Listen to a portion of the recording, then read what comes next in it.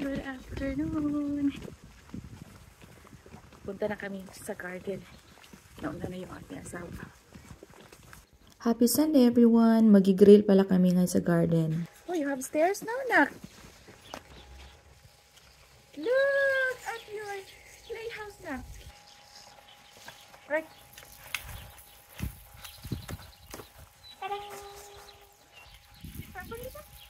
Okay, let's do that thing first. You have Yung stairs now, anak? pinagkakaabalahan ng aking asawa ngayon kaya lagi siyang nasa garden. Lagyan na pala niya ng hagdanan yung playhouse ni Aaron at saka yung poste ng balcony. At i-check ko daw yung taas ng railings na gagawin niya sa mini balcony just to make sure na hindi maakyat ng bata kapag naglalaro na siya sa kanyang playhouse. Medyo mataas kasi yung playhouse.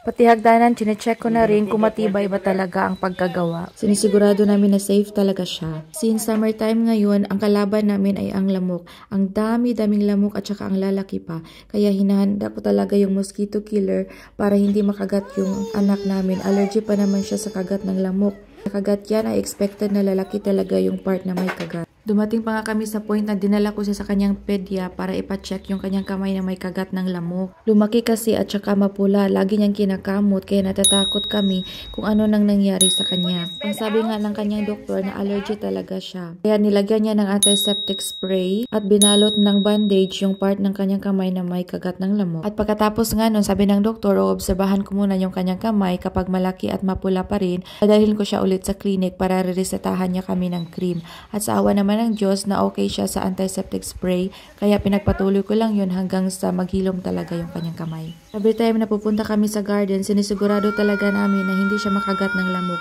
Pero hindi naman talaga may iwasan na makagat talaga siya. Kaya lagi kong dala-dala yung gamot para sa kagat ng lamok. Anyway, sa araw na to, walang trabaho yung aking asawa kaya dito kami magdi-dinner sa garden. Kaninang umaga pa nga siya dito kasi naglinis siya ng garden at pinagpatuloy niya yung paggawa ng playhouse. Bago kami magsisimula sa pag-iihaw, isisettle muna namin itong aming anak para hindi iiyak habang kami ay may ginagawa. Dito ko siya ilalagay sa kanyang crib para makapaglaro siya at makakilos na rin at makikita niya kami habang may ginagawa. Tuloy-tuloy yung aming paghahanda ng aming hapunan.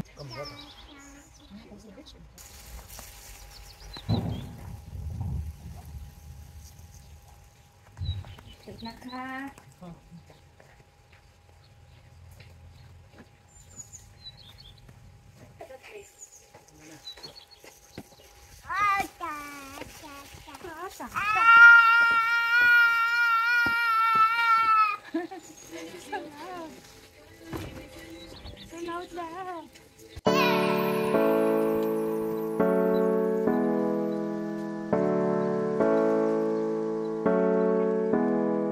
In the bed? I need to take out your shoes. You need to your shoes. Don't be scared, okay? Daddy's breathing.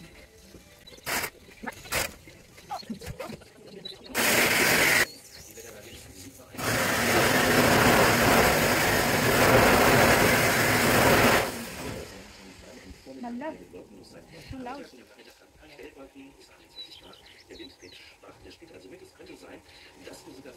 Habang hinihintay ko nga yung aking asawa, tinitingnan ko muna yung aming mga pananim kung okay ba yung pagtubo nila. Mga badang alas 4:30 na nga ito ng hapon at sisimulan na ng aking asawa yung pagsisindi ng uling kasi yung uling na gagamitin namin ay medyo matagal siya bago makapagsimula sa pag-iihaw kaya kailangan talaga agahan. At ako naman ay binibigyan ko ng mga laruan yung aming anak para hindi siya mababagot habang kami ay may ginagawa.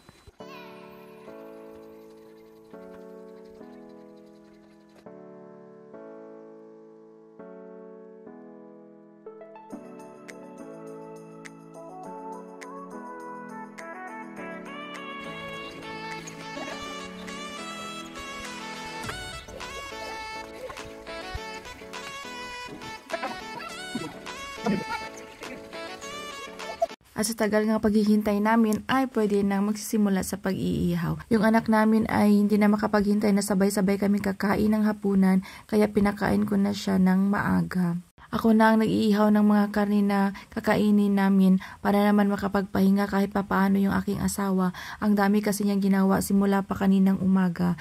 Siya na lang ang nagpapatuloy ng pagpapakain sa aming anak. Kapag ganitong mga summer season, ito talaga yung parang family bonding na namin at para makalanghap na din ng preskong hangin habang kumakain sa labas. Para na rin kaming nadi-date mag-asawa kasama yung aming anak. Hindi na kailangang pupunta pa sa restaurant para mag-date. Paminsan-minsan din kakain kami sa restaurant. Minsan naman sasama kami ni Aaron kapag mag-fishing yung aking mister. Balik na tayo sa pag-iihaw. Dito'y pinapatay ko yung apoy, umaapoy yung uling dahil sa oil galing sa karne. Malab, I need water. Malab, Yeah, I need water.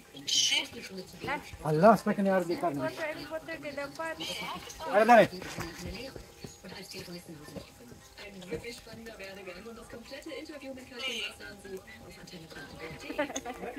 Danny is burning. Put one button here. Where is it? There is water there. Get it. Come on, make No. it fast. A little, a little, a little. Oh, enough, enough. Enough, uy. Because of the fat.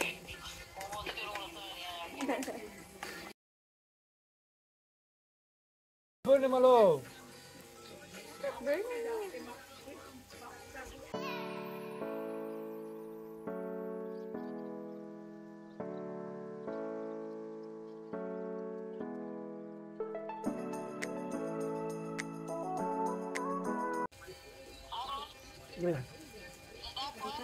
Yeah, it's okay.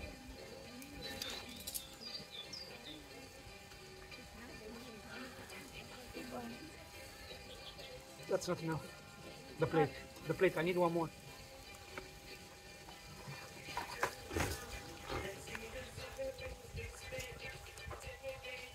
La cooking na Filipina. Burn, burn, baby, burn. At sa wakas, nasunog rin yung karne. Ay, naluto na pala yung karne. Pero medyo sunog talaga siya. Pero masarap naman yung medyo sunog, di ba?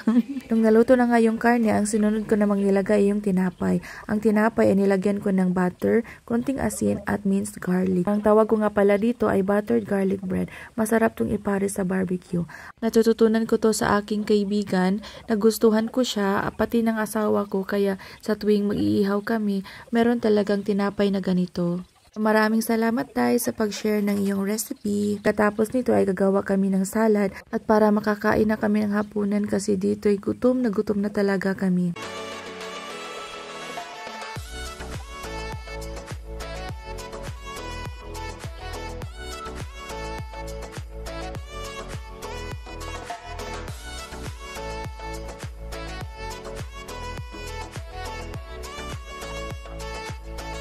Ang mga sangkap ng salad na gagamitin namin ay galing sa aming garden. Kapag ganitong summer season kasi, nagtatanim kami ng mga gulay na karaniwang kinakain namin at isa na nga itong salad. So, laking tipid talaga kapag ganitong season.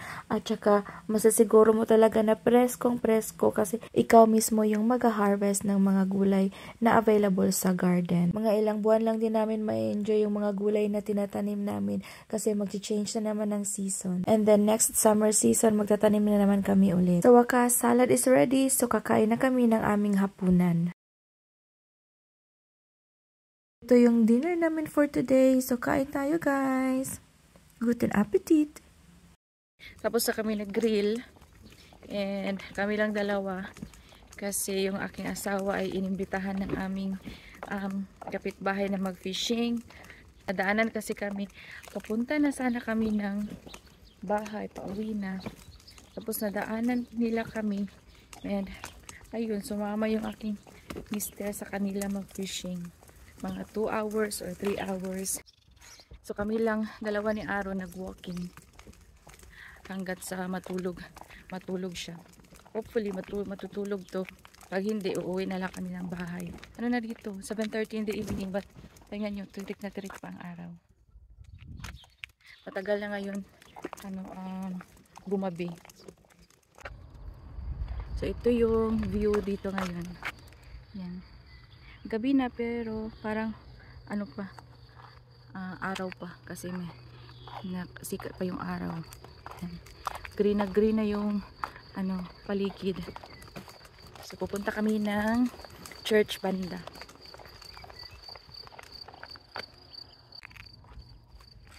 Are you going to sleep? Huh? Are you going to sleep or not? No? Okay, let's go for a walk.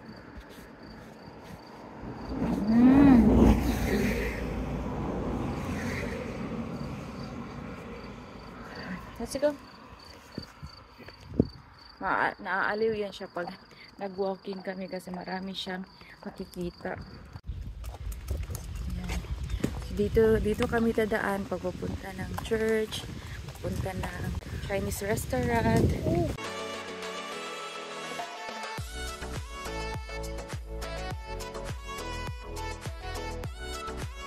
So yan yung church. Yun na yung oras. Ayan. Mag-alas 8 pa lang ng gabi. Ayan. So babalik na kami. Let's go home!